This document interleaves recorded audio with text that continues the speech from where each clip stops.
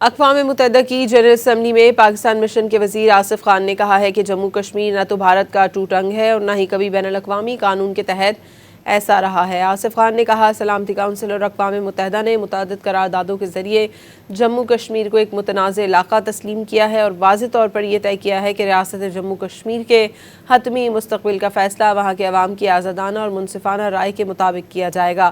5 اگست 2019 کے بعد سے بھارت نے ایک ایسے راستے کا انتخاب کیا ہے جس کا مقصد مقبوضہ علاقے کی آبادیاتی ساخت کو تبدیل کر کے اسے ایک مسلم اکثریتی ریاست سے ہندو اکثریتی خطے میں بدلنا ہے۔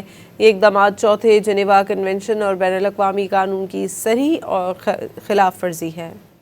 5 اگست 2019 کے بعد سے بھارت نے ایک ایسے راستے کا انتخاب کیا ہے جس کا مقصد مقبوضہ علاقے کی آبادیاتی ساخت کو تبدیل کر کے اسے ایک مسلم اکثریتی ریاست سے ہندو اکثریتی خطے میں بدلنا ہے۔ یہ اقدامات چوتھے جنیوا کنونشن اور بین الاقوامی قانون کی صریح اور خلاف ورزی ہے۔